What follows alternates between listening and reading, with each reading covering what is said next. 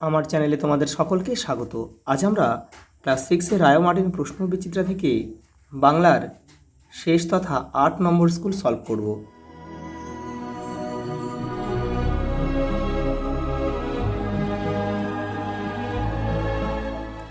তোমরা যারা আগের সেটগুলো দেখোনি বাংলার, তারা চ্যানেলের প্লেলিস্টে যাবে। ওখানে কিন্তু বাংলা, ইতিহাস, ভূগোল, পরিবেশ সবগুলোই দেওয়া আছে। একটাই প্লেলিস্ট করা আছে, তার মধ্যে সব সাবজেক্টগুলোই রয়েছে।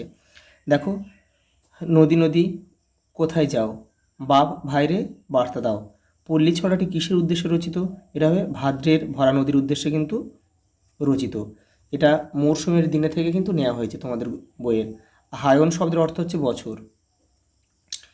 নির্জন হাটে রাত্রি নামিল, একক কাকের ডাকে। দেয়াল চিত্র এঁকে থাকেন সাধারণত গ্রামের মেয়েরা। সাধারণ মাটি থেকে 6 ফুট পর্যন্ত উচ্চতায় চিত্রণটি বিস্তৃত হয়। তার স্মরণে সবাইকে আজ ঘিরেছে আদরে। এটা কবিতার লাইন, একটা পিঁপড়ে থেকে কবিতার লাইন তুলে দিয়েছে এটা। ফাঁকি গল্পে বর্ণিত গাছটি হলো আম গাছ। চিত্রগ্রীব কথার অর্থ রঙিন গ্রীবা। চিত্রগ্রীবের বাবা ছিল গেরোবাজ। মাটি আমাদের, পৃথিবীটা তোমাদের কথাটি বলেছে কে? ঘাস।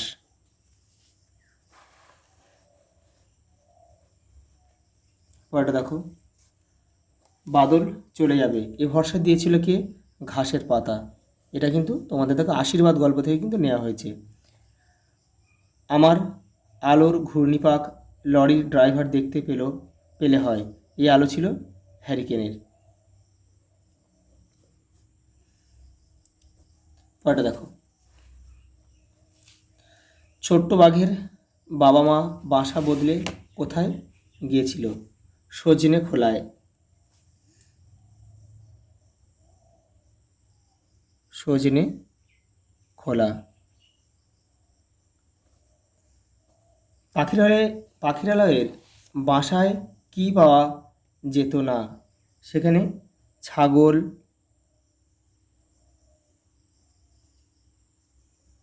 হরিণ, ভেড়া পাওয়া যেত না। বৃষ্টির সময় গাছের পাতা কাঁপছিল কেন?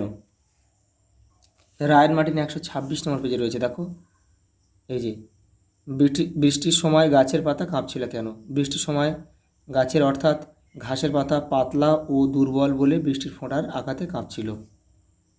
পরেরটা দেখো, শরতের আশীর্বাদ তোমাদেরও উপরে ঝরুক, কে এমনটি কামনা করেছিল?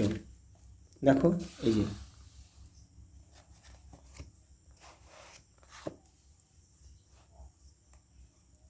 দেখো, সূর্য শরতের আশীর্বাদ সকলের উপর ছুড়ুক এ কামনা করেছিল কে? শিশু সাহিত্যিক দক্ষিণারঞ্জন মিত্র মজুমদার রচিত আশীর্বাদ গল্পের শেষে। এটা কিন্তু লেখক নিজেই করেছিল। পরে বসে দেখো, কটক কোন নদীর তীরে অবস্থিত? কটক হচ্ছে মহানদীর তীরে অবস্থিত, উড়িষ্যা। আচ্ছা, পরেরটা দেখো, কবির কি দেখে কেমন যেন চেনা লাগে মনে হয়েছে? এই দেখো, কবির কি দেখে কেমন যেন চেনা লাগে মনে হয়েছে। ছোট ছোট পিঁপড়েদের সদা ব্যস্ততা এবং তাদের মিষ্টি মধুর চলা দেখে কবির মনে হয়েছে কেমন যেন চেনা লাগে। ওটা দেখো, দুধে মাটির উপর কিভাবে চিত্রণ করা হয়? এই যে এখান থেকে লিখবো তোমরা, এখান থেকে এটা তো এখানে রয়েছে। পরের প্রশ্ন দেখো, অনুসর্গ কাকে বলে? রায়ান মার্টিনের 243 নম্বর পেজে কিন্তু এটা রয়েছে। এই দেখো, এই যে অনুসর্গ কাকে বলে, এখান থেকে তোমরা লিখবে, এটা উদাহরণ দিয়ে দেবে একটা। তারপর দেখো, আর উপসর্গ যোগে দুটি শব্দ গঠন করো। আর চোখ, আর কি করা যায়? আর মোড়া,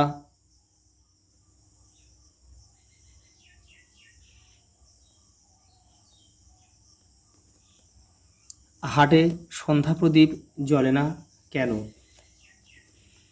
কারণ সন্ধ্যায়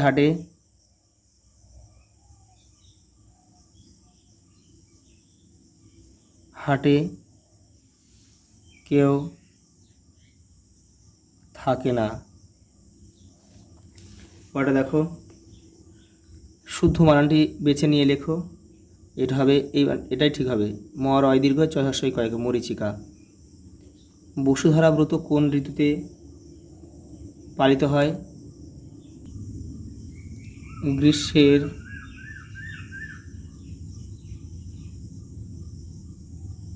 শেষের দিকে।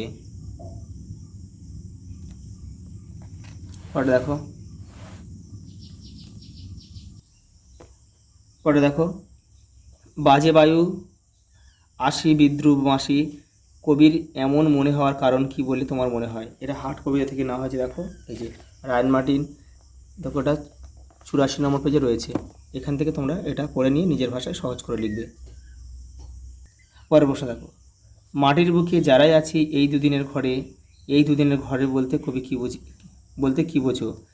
কে সবাইকে কীভাবে এই দুদিনের ঘরে আদরে ঘিরে রাখে? দেখো রায়ান মার্টিন 99 পেজে রয়েছে এটা। এই যে এই দেখো, এখান থেকে তোমাদের লিখতে হবে এই দুদিনের ঘর বলতে কবি কী বোঝাতে চেয়েছেন, কে সবাইকে কীভাবে এই দুদিনের ঘরে আদরে ঘিরে রেখেছে। এখান থেকে তোমাদের পুরোটা কিন্তু এটা পড়ে তোমরা লিখবে। পরের প্রশ্ন দেখো, নবনীতা দেবসেনের প্রথম প্রকাশিত বইয়ের নাম কি? প্রথম প্রত্যয়।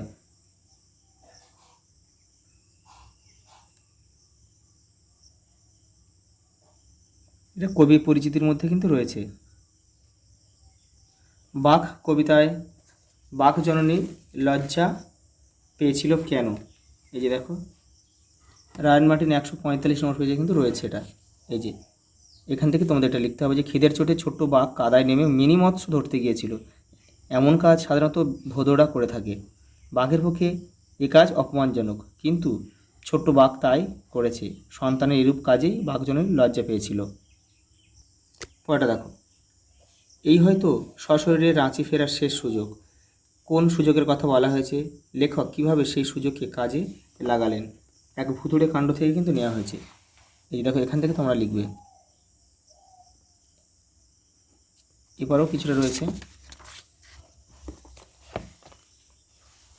এটা কিন্তু অনেকটা রয়েছে। এটা পড়ে কিন্তু তোমরা ছোট করে লিখবে, এতটা লিখলে কিন্তু তোমরা সময় পাবে না। দেখো পরের প্রশ্ন, মেঘের আড়াল থেকে বৃষ্টি কোন কথা শুনতে পেয়েছিল? তা শুনে বৃষ্টি পিঁপড়েকে কি বলল? দেখো এটা আশীর্বাদ থেকে নেওয়া হয়েছে। এখান থেকে তোমরা লিখবে। এই দেখো এখান থেকে এবারও রয়েছে, কিছুটা অল্প একটু রয়েছে এই পর্যন্ত। পরের প্রশ্ন দেখো, এটুকু জমি খালি রাখা যাক, প্রস্তাবটি কে দিয়েছিলেন? কেন তিনি এমন প্রস্তাব দিয়েছিলেন? দেখো ফাঁকি গল্প থেকে কিন্তু এটা নেওয়া হয়েছে। এই যে এখান থেকে পড়ে তোমরা লিখবে।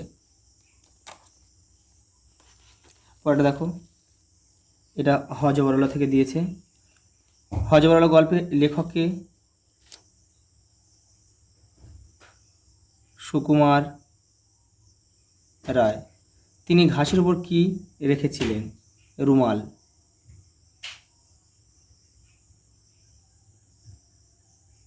তারপর কি, কাকেশ্বর কুচকুচে কোন বংশীয় কাক? সনাতন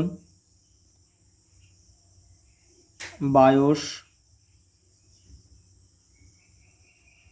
বংশীয় দাঁড়িকুলিন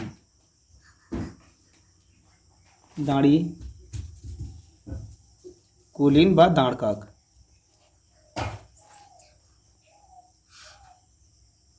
পরের প্রশ্ন দেখো, হজবরল গল্প অনুসারে উথর বর্ণনা দাও। এই দেখো রায়ান মার্টিন 226 নম্বর পেজে রয়েছে। এই যে এখান থেকে এটা। পরের প্রশ্ন দেখো, এখানে কি বলছে? পদান্তর করতে বলেছে। এটা গ্রন্থন আছে, গ্রন্থনটা হবে গ্রন্থিত। আমি এখানে করে দিচ্ছি পরপর। গ্রন্থিত।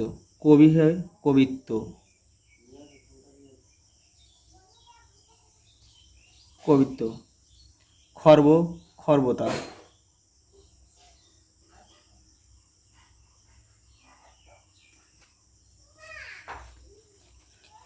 দেখো পরে দেখো কী রয়েছে, নীতি। এটা সমচ্চারিত ভিন্নার্থক শব্দ যেগুলো অর্থ লিখে বাক্য রচনা করতে হবে, দেখে নাও। এই দেখো নীতি, দন্তন্য হ্রাসই, তো নীতি মানে নিত্য, বাক্য রচনা এখানে রয়েছে, এটা তোমরা নিজেদের মতো করতে পারো। দন্তন্য দীর্ঘ, তো নীতি মানে আদর্শ, এই যে রয়েছে।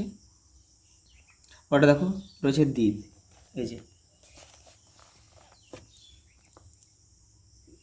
দেখো দয় দীর্ঘই পদ প্রদীপ, আর দয় বয় দীর্ঘই পদ জলবেষ্টিত ভূখণ্ড, এইটা বাক্য রচনা এখানে রয়েছে। দেখো রচনাটা তোমরা এটা করে নেবে। দেখো তোমাদের কিন্তু বাংলা সব সেটগুলো কমপ্লিট হয়ে গেল। তোমরা বাকি সেটগুলো কিন্তু সব চ্যানেলের প্লেলিস্টে আছে, ওখান থেকে সব করে নেবে, এখান থেকে প্র্যাকটিস করবে, খুব ভালো রেজাল্ট হবে। আচ্ছা এই পর্যন্ত, দেখা হবে পরের ভিডিওতে।